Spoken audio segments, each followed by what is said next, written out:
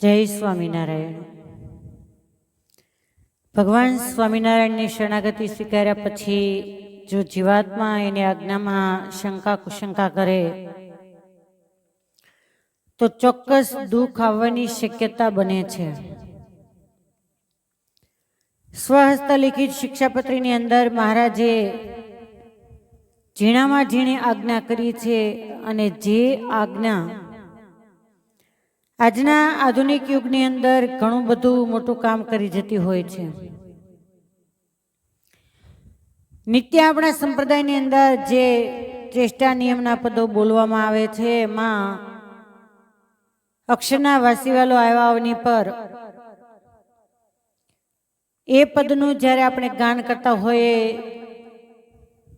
તો મહારાજની આજ્ઞા કે બાઈઓ દેખીને ભાઈઓ છેટેરા ચાલે, પડી વસ્તુ કોઈની હાથે નવ ઝાલે રાજ, અક્ષરના વાસી વાલો આવ્યા યવની પર।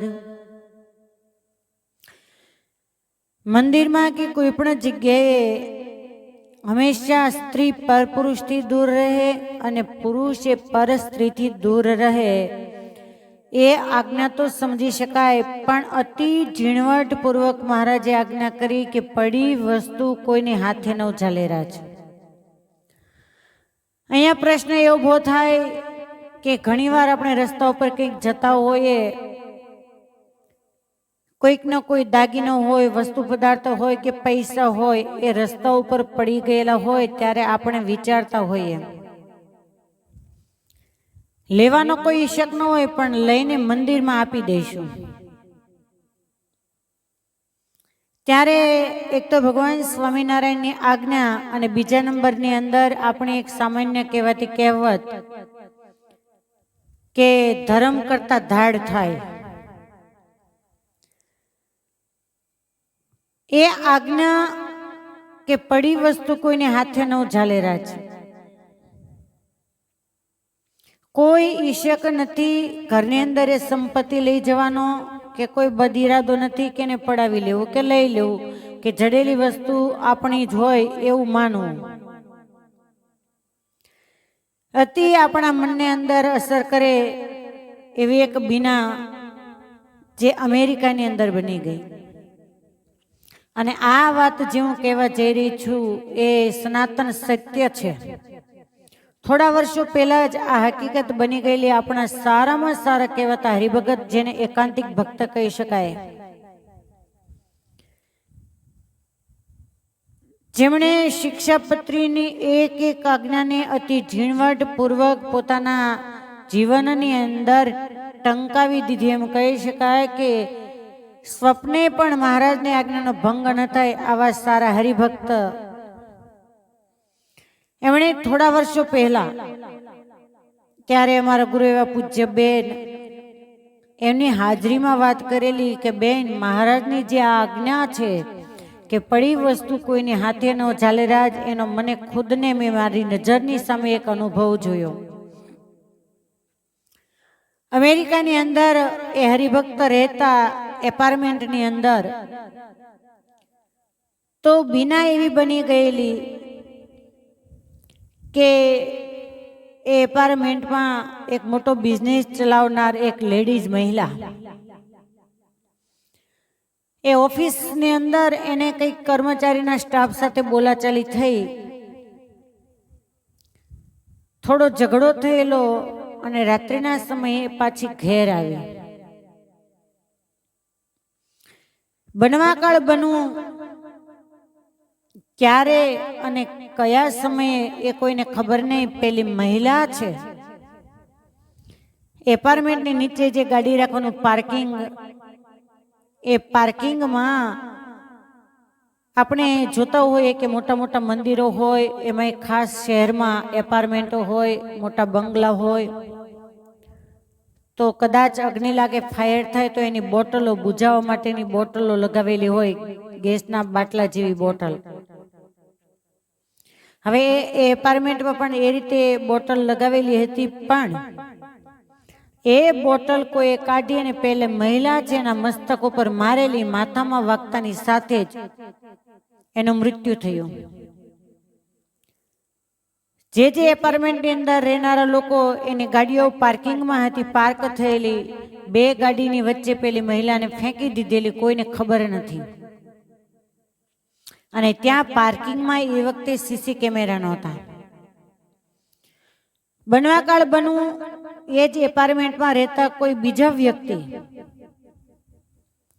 એ ગાડી લઈ અને પોતાના ધંધા કામે કંઈક ઓફિસે કે જતા હશે, તો એમણે પેલી ફાયરની બોટલ એ નીચે પડેલી જોઈ. પહેલાને કશી ખબર નથી કે બીના શું બની ગઈ છે.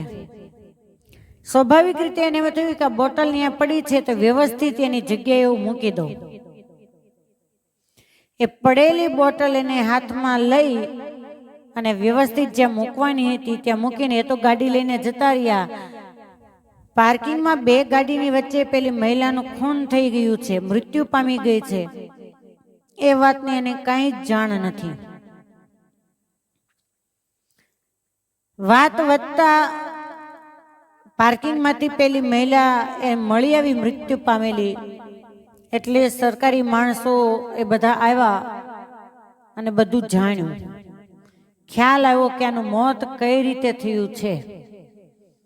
એ જ રીતે પેલી ફાયરની બોટલ એને ચેક કરી તો ફિંગર પેલા નિર્દોષ વ્યક્તિ જેને વ્યવસ્થિત બોટલ મૂકી હતી એની બતાવી, એના હાથનું નિશાન બતાવ્યું. એની ધરપકડ થઈ. પેલો વ્યક્તિ હાથ જોડી અને વિનંતી કરે કે હું નિર્દોષ છું, મને આ વાતની કશી જ ખબર નથી કે કોણે મહિલાને મારી છે, શું થયું છે. આ બોટલ અહીંયા પડી હતી એટલે બોટલ મેં ઊંચકી અને વ્યવસ્થિત જગ્યાએ મૂકી કે અહીંયા કારણસર કોણે ખબર નહીં કે અહીંયા મૂકી દીધી હશે, એટલે મેં લઈને વ્યવસ્થિત રીતે મૂકી. બાકી હું આ કોઈ વાતની અંદર જાણતો નથી. અને ત્યાંની સરકાર અતિ સ્ટ્રોંગ, કડક, કે ત્યાં કોઈ લાંચ રૂશ્વત નહીં, કોઈ કોઈનું સાંભળે નહીં. પેલા નિર્દોષ વ્યક્તિની ધરપકડ થઈ અને એમ કહેવાય કે કેટલી બધી આજીજી કરવા છતાં એ છૂટા થયા કે ન થયા કોઈને ખબર નથી. ત્યારે આપણા જે સ્વામિનારાયણ સંપ્રદાયના ભગવાન હરિકૃષ્ણ મહારાજના આશ્રિત એવા એ હરિભક્ત બેન એમણે વાત કરી કે બેન, એ દિવસે મને સમજાઈ ગયું કે મહારાજની આજ્ઞા આજે કેટલી કામ કરે છે, કે પડી વસ્તુ કોઈને હાથે ન ચાલે. રાજ પેલા વ્યક્તિ એને અડ્યા તો આ બન્યું ને, એનો મતલબ એવો નહીં કે પછી કોઈ પણ વસ્તુ, માનો કે ઘણીવાર તો પછી આપણે આના નામની દીક્ષા લઈ લેતા હોઈએ કે કઈ કાંટા કે એવું પડ્યું હોય રસ્તા ઉપર કે પથ્થર પડ્યા હોય તો એને એક બાજુ નાખવાની, એ રસ્તો સુગમ કરવો. તો ઘણીવાર એમ પણ થાય કે આપણે મંદિરમાં આપી જ દેવાનું હોય, પૈસા જડે કે કાંઈ પણ જડે. તો આજના આધુનિક યુગની અંદર મેં ઘણીવાર એવું સાંભળ્યું છે ગ્રહસ્થ લોકોના મોઢે કે પૈસાની અંદર કંઈક વસ્તુઓ કે કેમિકલ્સ કે એવું નાખી અને વ્યક્તિને સૂંઘાડી દે એટલે એ બેભાન થઈ જાય. અથવા તો રસ્તા ઉપર રૂપિયાની નોટો મૂકી હોય, એમાં કોઈ એવી વસ્તુ મૂકી હોય કે તમે એને અડો એટલે સીધા બેભાન થઈ જાઓ અને પછી એ લોકો તમારો કઈ રીતે ફાયદો ઉઠાવે કંઈ જ નહીં. તમારી પાસે જે કંઈ ખિસ્સામાં કે ગળામાં કે સોનાનો દરદાગીનો હોય એ લઈ લે અથવા તો હરણ કરી જાય. આવું બધું બનતું હોય છે. તો આજથી 200 વર્ષ પહેલા પોતાના આશ્રિતોને માટે ભગવાન સ્વામિનારાયણે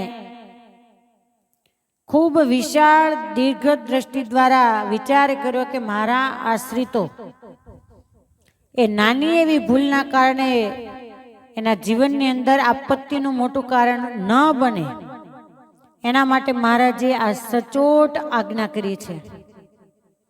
અને હું તો એમ કહું કે ગમે એટલા રૂપિયા પડ્યા હોય તોય લેવા નહીં. મુબારક છે કે જેના હાથમાં આવશે ને જે કરવું હોય તે ભલે. અથવા તો તમને રસ્તા ઉપર દેખાણા તો તમે બીજી વ્યક્તિને કહી શકો છો ભાઈ આ જગ્યાએ આ વસ્તુ પડી છે. ને આપણા સંપ્રદાયની અંદર દાખલો છે વંથલીના કલ્યાણભાઈ, કે રસ્તા પર સોનાનો હાર પડી ગયેલો ને લાકડીથી લઈ અને એને વાડની અંદર વ્યવસ્થિત મૂકી દીધો, સ્પર્શ ન કર્યો, છતાં પણ એ દિવસે એ ભગતે ઉપવાસ કર્યો હતો. તો આવા ઇતિહાસો આપણા સંપ્રદાયની અંદર છે. તો પડેલી વસ્તુ એટલે કે જડેલી વસ્તુ, રસ્તા ઉપર પડેલી વસ્તુ એ લેવી કે ન લેવી, આ કારણથી સમજાય જાય લોયાના ઘેલા ભક્ત કે દુષ્કાળ વિતાવવા માટે, એમાંથી પાર થવા માટે, પેટનો ખાડો પૂરવા માટે જતા હતા. રસ્તામાં મોટો સોનાનો હાર પડેલો, તો ભગતે પગ દ્વારા ધૂળ ચડાવી દીધી, કેમ કે એમના ધર્મપત્ની પાછળ ચાલ્યા આવતા હતા. કેલા ભગતને એમ થયું કે સ્ત્રી દિલ છે ને કદાચ એમાં લોભાય અને લાલચ લાગે તો, કેમ કે કપરી કસોટી હતી એ સમયે કે ખાવાના સાંસા હતા, દુષ્કાળની પરિસ્થિતિ, તો કોનું ધનની અંદર મન ન લલચાય. એમના ધર્મપત્નીએ જોયું કે ભગતે કંઈક માટી વાળી અને ખબર નહીં ક્ષણ માટે ઊભા રહ્યા. એના પતિની પાસે જઈને કહે છે કે તમે થોડી વાર માટે ત્યાં ઊભા રહ્યા હતા, શું હતું? તો કે કાંઈ નહીં, ના બોલો.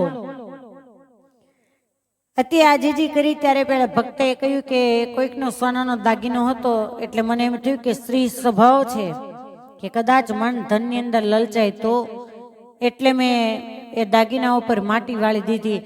અને ત્યારે ભગવાન સ્વામિનારાયણના પિયુષ પીનાર એમના ધર્મપત્ની એને સહજાનંદ સ્વામીનો કેટલો કેફ હશે, એના પતિને કહે છે કે તમે ધૂળમાંથી શું ધૂળ વાળી, તમને તો પારકો દાગીનો એ દાગીનો દેખાણો, પણ જ્યારથી હું ભગવાન સ્વામિનારાયણને આશ્રિત થઈ છું ત્યાંથી પરધન એ મારા માટે ધૂળ સમાન છે, માટે તમે ધૂળ માટે ધૂળ વાળી અને એનો સ્પર્શ કર્યો, તમારો પગ ધોઈ નાખો. ભગવાન સ્વામિનારાયણનો આશ્રિત એ પરધનનું જે દ્રવ્ય પરધન એનો સ્પર્શ પણ શુદ્ધ ન કરે, એવી આપણા ઈષ્ટદેવની આજ્ઞા છે. કેવા કેવા હિરલાઓ, કેવા કેવા તારલાઓ, કેવા કેવા ભક્ત મણીઓ આ સંપ્રદાયની અંદર ભેટ આપણને મળ્યા છે કે જેના જીવનમાંથી આપણને ઘણું બધું શીખવા મળે છે. માટે ક્યારેય પણ રસ્તા ઉપર પડેલી વસ્તુના પણ હકદાર ક્યારેય ન બનવું. તો બીજાના ઘરેથી લેવાની વાત જ ક્યાં રહી, બીજાની પાસેથી પડાવી લેવાની વાત જ ક્યાં રહી. તો રોજે આપણે જે કડીને ગાઈએ છીએ, વાગોળીએ છીએ, એને સારધાર જીવનમાં ઉતારીએ. અસ્તુ. જય સ્વામિનારાયણ.